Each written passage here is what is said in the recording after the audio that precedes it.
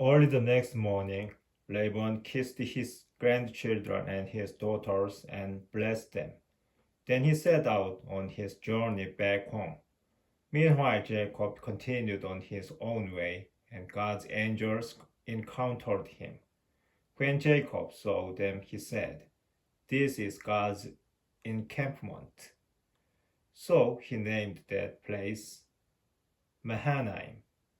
Jacob sent messengers ahead to his brother Esau in the land of Seir, the country of Edom, ordering them, "Thus you shall say to my lord Esau, Thus says your servant Jacob, I have been residing with Laban and have been delayed until now.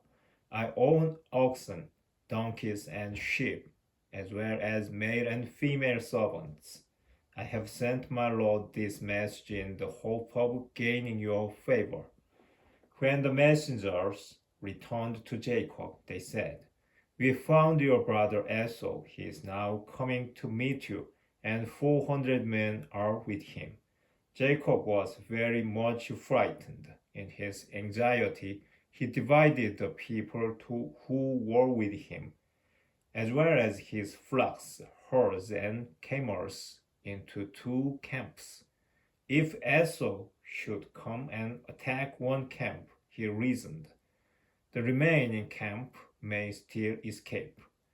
Then Jacob prayed, "God of my father Abraham and God of my father Isaac, you, Lord, who said to me, 'Go back to your land and your relatives, and I will be good to you.' I'm unworthy of all the acts of kindness and faithfulness that you have performed for your servant.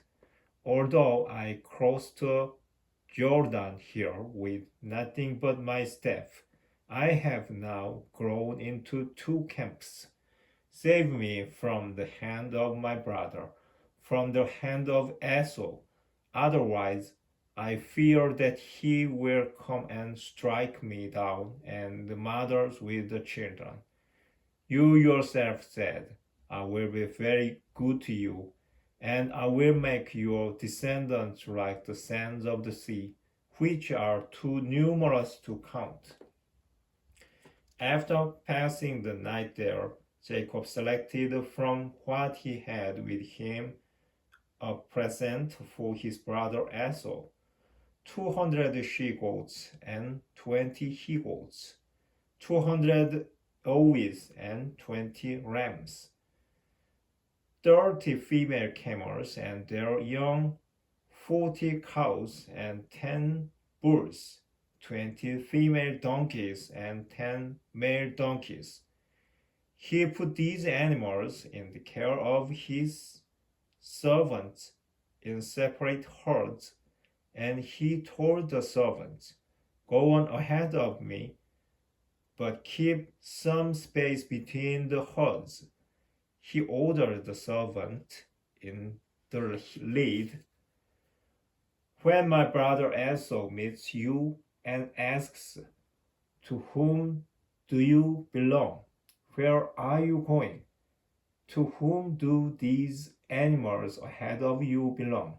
tell him, 'To your servant Jacob, but they have been sent as a gift to my lord Esau.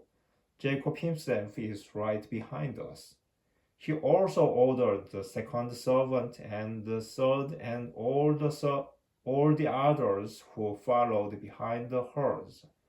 "Thus and so you shall say to Esau, when you reach him, and also tell him, 'Your servant Jacob is right behind us.'" For Jacob reasoned, "If I first appease him with a gift that precedes me, then later, when I face him, perhaps he will forgive me." So the gifts went on ahead of him, while he stayed that night in the camp. That night, however, Jacob arose, took his 2 wives with the 2 maidservants and his 11 children, and crossed the foot of the Jabbok. After he got them and brought them across the wadi and brought over what belonged to him, Jacob was left there alone. Then a man wrestled with him until the break of dawn.